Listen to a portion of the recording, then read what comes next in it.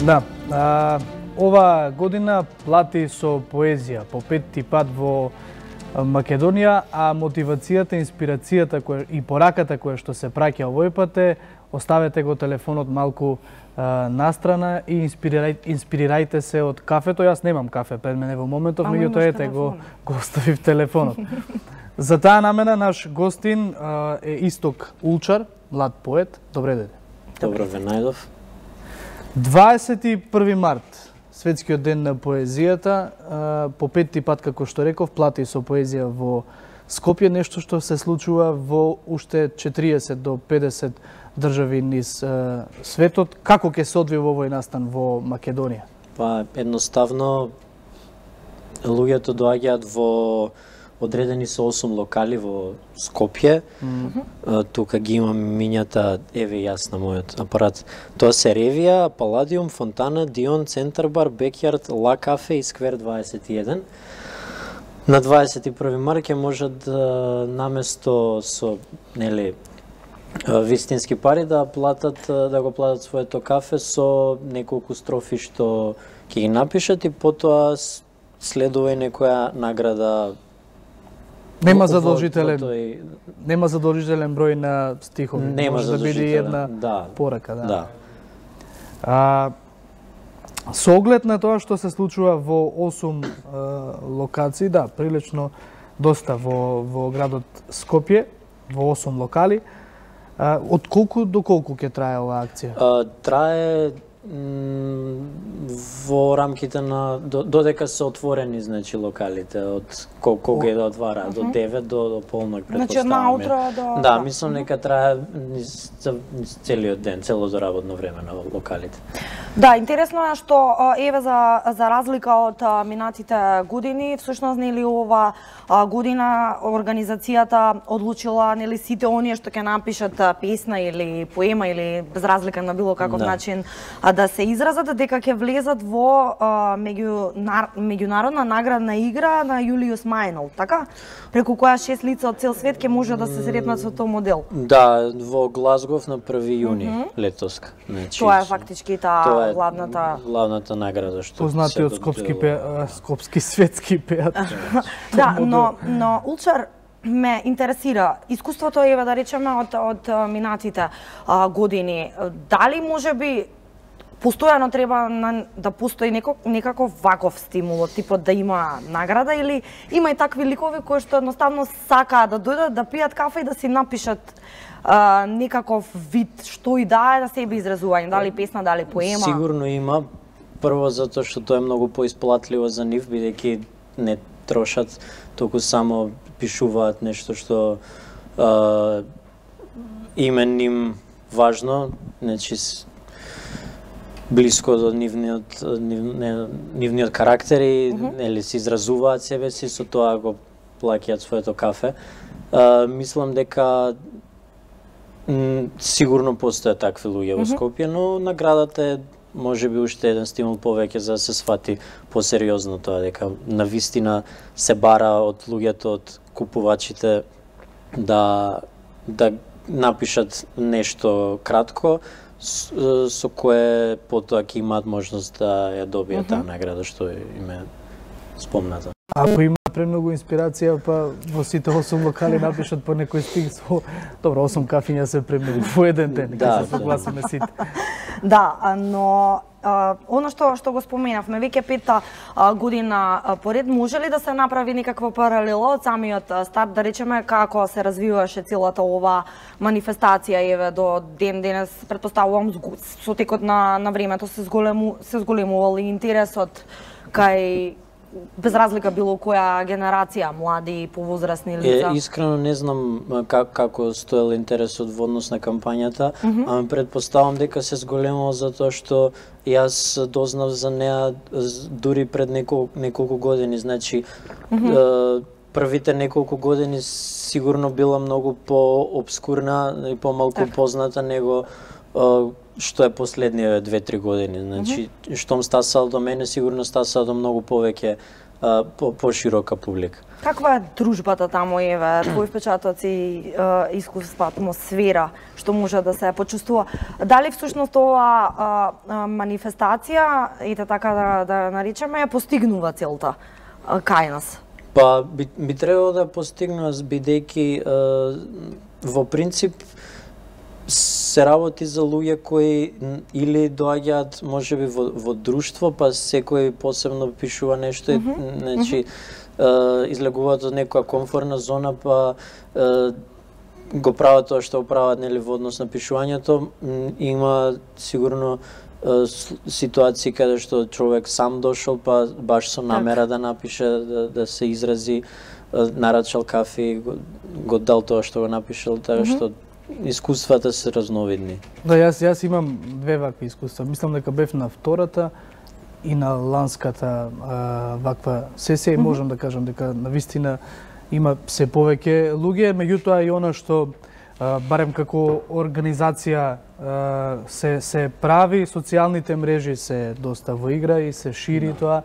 Младите се секако најзаинтересирани, меѓутоа ме радуваше особено што имаше од најразлични генерации луѓе. Ете супер што си имали ти такво искуство, па уште по-компетентен си во овој однос. Но Улчар, дали ни фалат повеќе вакви акции? Некако да се доближиме во однос на и себе експресија, така, меѓутоа и сето тоа што доаѓа само по себе, како и во однос на дружбата, она што го споменав, начинот на изразување, повеќе допир до читателска публика со поетите, да кажеме. Конкретно вакви манифестации можеби не ни фалат затоа што доволна е една, нели, кога би имало исти вакви манифестации, значи каде што луѓе купуваат нешто со тоа што го напишале, веќе е редундантно и доволна е една да се има.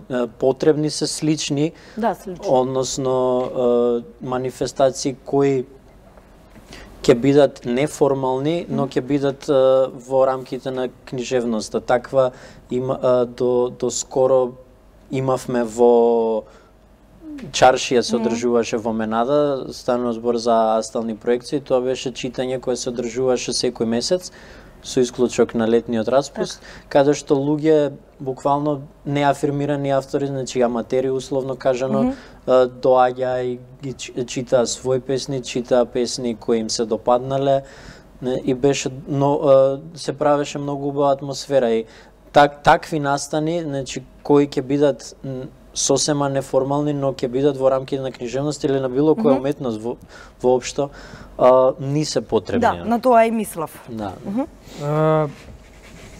Оно што треба да го напоменеме како се доаѓа до таа награда, во таа меѓународна игра на Јулија Смајл се 6 лица од цел свет кои што ќе се сретнат како што самиот рече со тој модел во Глазгов 2019 година 1 јуни, но треба да ја напишат својата поема, да ја постираат на Инстаграм и да стават хаштаг Pay with a poem. Плати со поезија. Секој наш е потенцијален. Така. Не интересира како започна твојата приказна. Всушност, еве примарно и во однос нели на љубовта кон пишаниот збори и себеизразувањето, релативно млад поет си, но секако твои дела се издадени веќе и на повеќе јазици. Да. Како е, еве, конкретно како е да си млад поет во Македонија? Па исто како да си млад човек во Македонија, ништо посебно, освен што луѓе може би те виделе на Facebook затоа што некој споделил некоја моја песна на интернет објавена, па ми кажува, ти си поет, дали имаш книги, каде може да се најдат.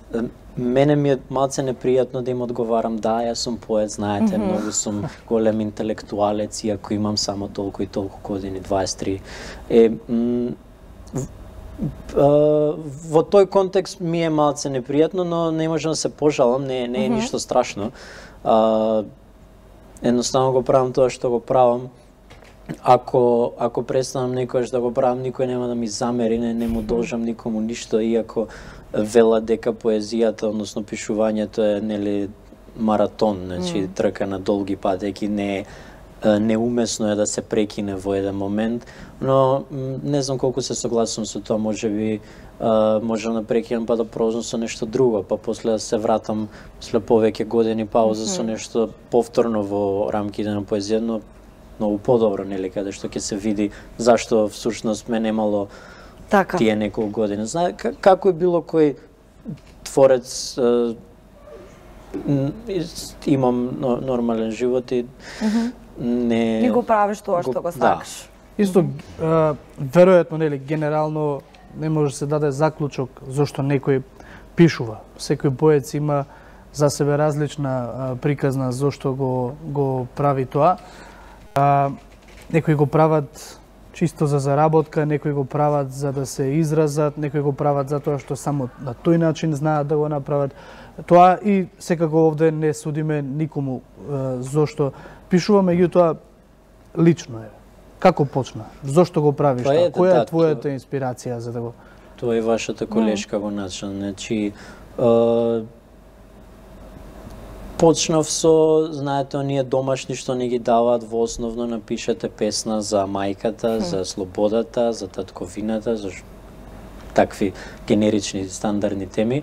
И пројавив интерес, значи, римувајќи едноставно наивни стихови, кои беа во кои мајка ми, дедо ми, кој исто така поет, наставничките забележаа дека можеби имам некаков потенцијал за подоцна да почнам да се бавам посериозно, во смисла да го напуштам, нели, римувањето и тој некој стил, почнам да пишувам во слободен стих, тоа е при крајот на основното школо, поради што ме поттикна мојот најдобар другар.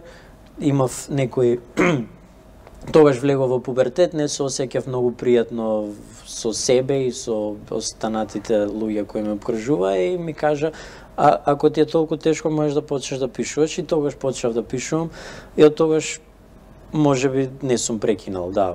Ми се има развивано постојано стилот, темите се менувале, едно време пишував доста хумористична поезија, па потоа повторно некои мрачни теми, во зависност од периодот, да. И од околината, значи инспирација, значи може да се црпи од секаде, буквално, да. Може да се црпи од обични предмети, значи од се што е во студиово до буквално универзумот како една целина од која може да се изнедат многу слики, многу ме интересира оној момент што можеби често можеме да го слушнаме од писатели, поети, дали можеби кога во моментот ќе ти дојде некоја идеја или инспирација, имаш потреба веднаш тоа да го запишеш или едноставно го ставаш во некој фолдер во твојата глава и после тоа само го вадиш кога ќе треба да се... Кај мене е повеќе значи памтење, не мемориски. Немам потреба да го запишам затоа што веќе си имам извежбано да ги памтам тие работи. Знам и како и да им се навраќам, ако случајно сум го заборавил, можеби ќе запамтам еден збор од целиот стих што сум го смислил, или не знам, строфа. Или контекстот ќе го запамтам. И потоа кога ќе седнам да ја пишувам, ќе знам што треба да направам и можеби ќе ја направам и подобра него што ми дошла на почетокот или првично. За оваа моја теза, можеби нема да се согласиме ниту еден од нас тројца овде, меѓутоа, како велат, сите уметници на некој начин се плагиатори, затоа што тоа се зборовите, тоа се делата, колку она што не обкружува македонското општество, неговата традиција, култура, фолклорот, колку тие помагаат при црпење на зборовите и на она што е напишано, што ќе остане на хартија. Сето тоа може да изврши големо влијание и не е проблем ако авторот е плагиатор, се додека го става во свој автентичен облик. Да, се додека е му дава личен печат. Кога велам плагиатор, не мислам буквално на препишувач, туку не е никаков проблем да се има влијание и нормално е да се има влијание, било загрижувачки ако нема. Така што сите работи можат да влијаат многу позитивно, само авторот треба да знае што да одбере, што да искористи, како да го направи тоа за да биде баш негово дело. Да, ако на почетокот всушност го отворивме овој разговор коментирајќи со на цел главна мотивација на ова кампања, односно акција Плати со поезија, а тоа е да научат младите или без разлика сите луѓе барем во одреден период од денот да го тргнат телефонот настрана, не уред, односно апарат за кој што за жал сме сите на некаков начин врзани. Во тој контекст ми беше прашањето: сметаш ли дека е возможно ова да се постигне и дека на ваков начин може што повеќе да се извлие, особено кај младите, повеќе да се фокусираат да земат некоја добра книга да прочитаат, иако може тоа да е онлайн, меѓутоа еве конкретно во акцијата и да се постигне она главна цел. Што ви е во акцијата? Би сакал, верувам дека е возможно, ама не знам на вистина колку е, не би сакал да тврдам. Јас сум по природа малку можеби песимист и не верувам дека било што може да го одврати човештвото од робување на технологијата, но да се надеваме дека со вистинскиот пристап може да се постигне човештвото да се врати во своите некои вистински вредности, како што е конкретно вреднувањето на уметноста во глобала, естетските вредности да бидат иманентни него. Добро, бидејќи сме некаде при крајот со овој разговор, имам уште едно прашање: колку ние поетите во Македонија, не само во Македонија, сите кои што пишуваат било какво дело, аспирираат кон тоа да нивните книги, нивната поема биде преведена на повеќе јазици. Твоите се препеани на српски, на унгарски, на англиски. Оттаму предпоставувам дека се интересираш и за литературата која што доаѓа од другите држави. Колку таа пак игра улога во стилот, во начинот на изразување? Дали има влијание? Како што реков, значи се што зависи што читам, еве јас лично, може да се препознае некое влијание од тоа. Сега јас не сум читал многу нови странски автори, но од тие што сум ги читал, сигурно сум презел намерно или ненамерно, свесно или несвесно некои елементи. Не знам ни дали би ги нарекол баш цели стихови, значи нешто помалку конкретно. Не е греф, секако. Да. Исто како и домашните автори и странските автори може да влијаат на други странски автори, значи тоа се ние домашните. А што се однесува до првиот дел од вашето прашање, имам впечаток дека повеќето наши автори или сите се стрема да бидат преведувани, само од единствена причина да допре тоа што го напишале само до поширока публика. Така. Не се работи за некоја желба за слава или нешто, само за едноставно ширење на зборот. Така. Исто Кулчар, ти благодариме што одвои време, што беше гостин во студиото. Уште еднаш да напоменеме, 21 март 2019 година во 8 локали низ градот Скопје, излезете, напишете по еден стих, она што ви лежи, или ако ви дојде на лице место некаква инспирација, вашето кафе можете да го платите со неколку напишани убави зборови. Јана, што е она што сега го ни следи? Така, за кратко следува нашиот разговор, стандарден, во студиото анализа на светските и регионалните случувања со колегата Дејан Андоновиќ. Останете со нас.